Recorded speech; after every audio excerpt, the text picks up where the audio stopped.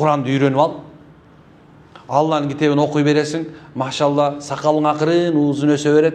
Ondan Bismillahirrahmanirrahim. Alif lam mim zalikel kitabu la rayba fihi hudan lil muttaqin. Ellezine yu'minuna bil gaybi ve yuqimuna salata ve mimma razaqnahum yunfiqun.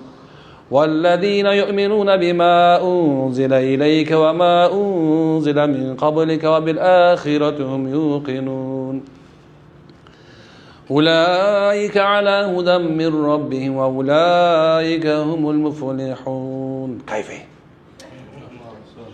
ошентип Алла менен барлашып, сүйлөшүп, жыргап, машалла.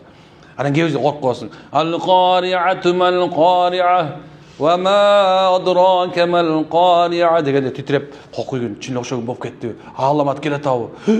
деп жүрөгүң коркуп коюп, сүйүнүп коюп, 5 жөнүндө айтканда субханалла, анан коюп, машалла, жыргап. Кур'ан ушундай шипада. Кур'ан оорулардын бардыгына шипа. Тура акыйдадагы алымдар айтат экен, албетте Куранды шифа деп, мону баш отур менен кирип албай, кээ бирде дары ичпей койсоң болбойт дегендер да бар эми, аны айта албайм. Бирок чыныгы руханий шифа да. Анткенсе Куранды Алла шифа жана рахмат үчүн түшүрдү деп айткан. Окуй берсеңчи, жаш кезиңде дагы рахат аласың, орто жашыңда дагы, карганда да рахат ала бересиң Курандан.